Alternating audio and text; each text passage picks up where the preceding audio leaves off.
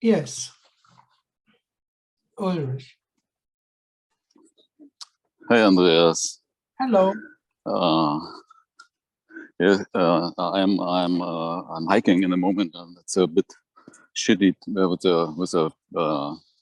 to see me, but I hope it's okay. So, can you hear me? Yeah, I can hear you well. Yeah, I'm not really sure about if it will come a question out of it now, but in my head is in the moment the recognition that on the core of this message seems to be that the message itself is totally meaningless, totally pointless in a way. Yes. Also, yeah.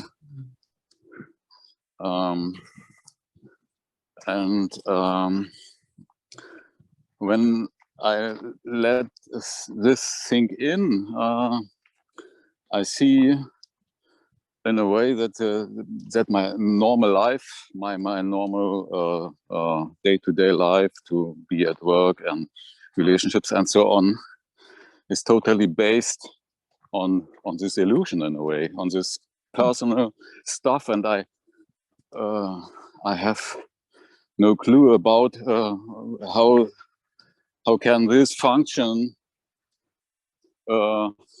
without any meaning and so on. The whole day-to-day life is confirming, and it's a substance of this thing, of this personal thing. I don't know. Can you say something for this? Yes. Yeah. I mean, you're right. I mean, it's all in the story, kind of. But of course, whenever there is someone, there is the constant confirmation of I am and I'm seeking. And of course, it turns out, I mean, the thing is that the person only sees itself. So it's possible that at some point it recognizes itself in everything. Oh, in my relationship, oh, actually, there I am. So then suddenly in the office, oh, I'm also at the office, seeking at the office. And suddenly it happens that wherever it looks, it only sees itself apparently doing its game. And of course, it's utterly unimaginable how this would all be possible without me being there. Oh, you're totally right. I mean, the thing is that in that sense, when there is no one, it doesn't really function anymore. Everything then just is what apparently happens, but it has nothing to do with those ideas of functioning that the person lives in. Because of course, the person lives in a relationship has to function, and it functions because I'm there doing it with intentions.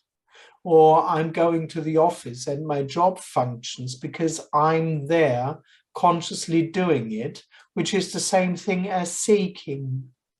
Doing and seeking are the same thing.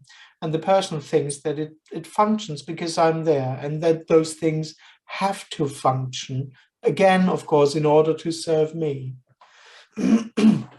So yes, and when this illusion drops, all those ingredients drop, seeking, needing, functioning, the impression that this is a world that functions or that has to function in a certain way.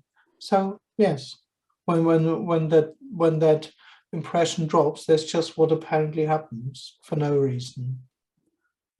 And that's yeah. And what apparently happens is seeking. The whole world is seeking. So it's not me for myself seeking, and there could be another viewpoint for this. But in my impression, the whole world is the matter of the world, so to say, is seeking. In what sense, when I'm not anymore seeking, and the whole world doesn't do it, what's the matter of life? You know what I mean? When now 100% is seeking outside because it's inside. I'm a little bit in a way, I'm at a point in the moment, it's just right now, where I feel it's not a good feeling in a way. To feel this total pointlessness in what's around me. I understand, absolutely. I understand, yes. I mean, the thing is, for the person or within this impression, everything is only allowed if it matters. All the effort, all the world, everything only is allowed to be when there is a point to it. And of course, the person feels quite lost in noticing that everything, really everything, is pointless. And of course, most weird it is that its own efforts are pointless. That's, yeah, that doesn't feel good. That doesn't feel good. That's right. Yeah. Yes. Yeah. I mean, all the efforts of the person, they were dependent on them making a point, on them being important and meaningful. Yeah, but my point now is to go out of the circle. My whole life is to do with I don't want to be seeking. And when I'm in the case I'm not seeking anymore, the whole world is seeking. But what shall I do in this world? This is the point. I want to turn my back to it. You know what I mean? Oh, well, the thing is, when there is no one, then nothing has to be done in the world because there is no one left in the world anymore. That's the one thing. And the other funny thing is, it turns out that that no one is really seeking, actually. So you don't live in a world full of seeking. Actually, nothing in this world really seeks. Of course, there is the illusion of I am and the illusion of seeking, but that's not the world. I mean, that won't be a problem. Yeah. Yeah. I need a hug, man. You need it? A hug. Oh, Oh man, thanks, Andreas. It's all. I love you. Oh, it's so good.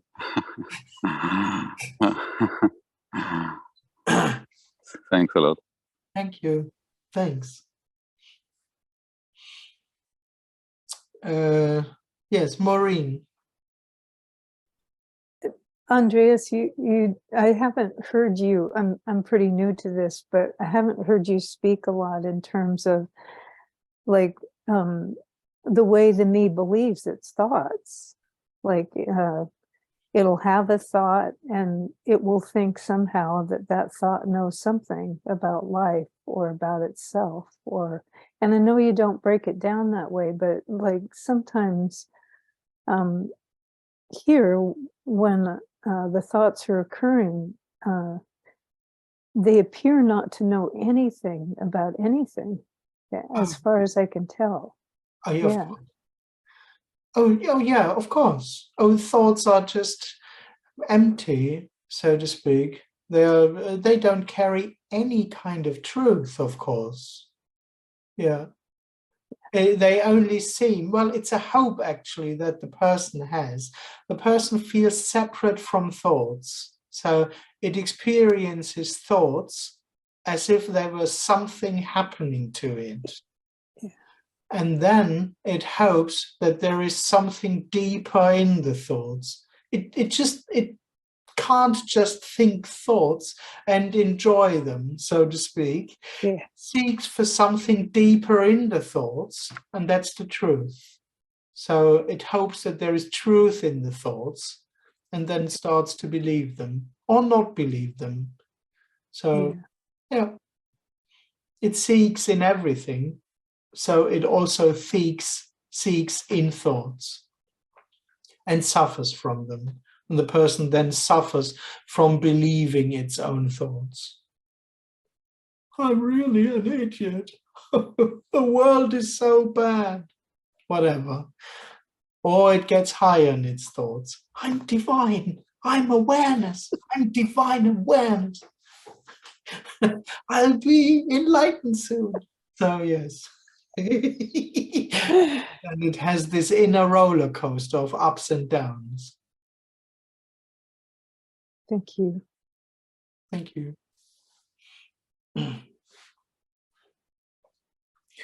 Okay, these samadhi states are actually also states of the me. Well, apparently, of course, every state is dreamt. Yeah, of course. Every experience of there being something is illusory. It's not wrong or anything, but of course, yes. Is there a relationship between our inner world, thoughts, feelings, and the outer world? Or is it not relatable in a sense? Well, the thing is that this division doesn't exist at all. So the best thing the person can come up with is a concept of inner and outer world somehow relate to each other. In the end, there just is no separation at all. There's just no objectified reality. So there's just what apparently happens, including oneself. This is not a concept about an outside world. This is not an idea or a concept. That's just all there is what apparently happens. And there is no separation between the body and the brain and the thoughts and the feelings and the air around and your thoughts and your body and your brain and your blood and whatever. It's all undivided. It's not even parts. That's the thing. Those aren't even parts that are, I don't know, interconnected or something. No, this is just what apparently happens.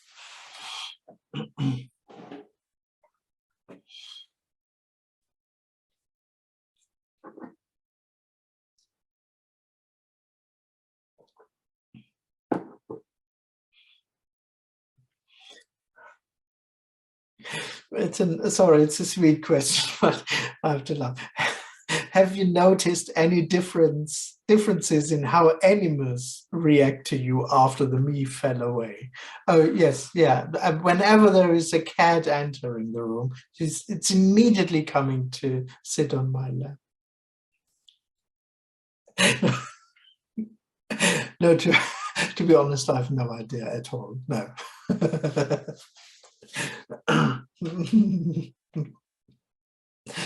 No. I'm not necessarily an animal lover, so. We'll see what happens when you get here with Bronson. Yeah, finally he'll be relaxed, I guess. So.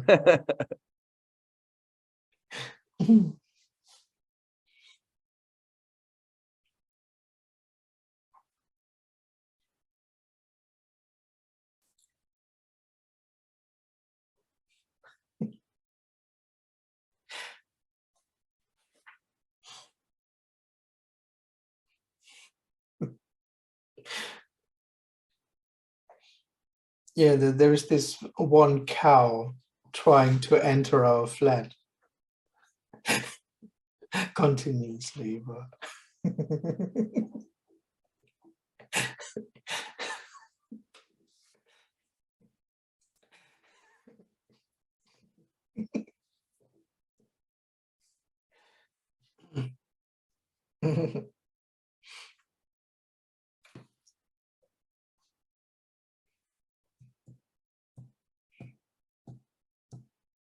I think when Maureen and you were speaking, there was this picture that the me, whichever degree, so to speak, turns into, it's always a relationship to it could be thoughts, it doesn't matter what it is. I don't know if 360 is all the degrees, maybe it's more than that. But there's always kind of a relating, that's what it to me seems to be, that's separation, exactly. It would be relating is separation in good, so to speak. It's only relating, which means that it's only separate. In order to relate, you have to be separate. It's another word for experiencing, being aware of, to live in relationship to everything. Yes. Yeah. I mean, that's why one could say spirituality in the end is all relationship work. How do I find the best relationship to my thoughts, to my feelings, to my partner? Should I be open, vulnerable, accepting, observing, whatever? It's always, how do I find the best relationship with life in general and stuff like that. It's all relationship work because that's what the person is. It only lives in separation, and what it thinks is the answer is to somehow find the best way to relate to the outside world. So it's always within that little non-existent thingy. Absolutely. The relating. Yeah. Totally. Thank you. Thank you. Thanks.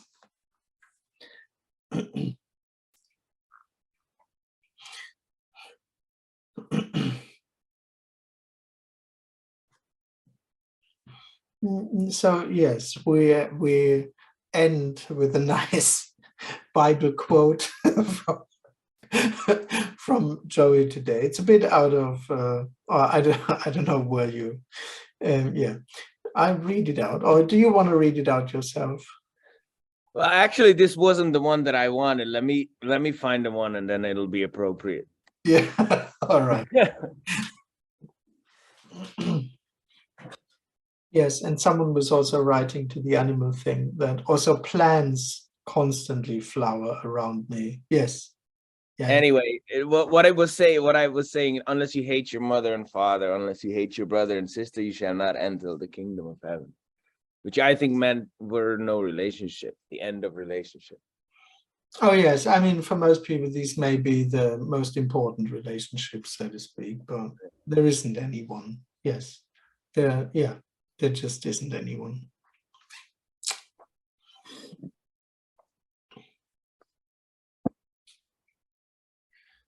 All right, so I think that's it. There is no message. There is no teaching. There's no right or wrong way to be.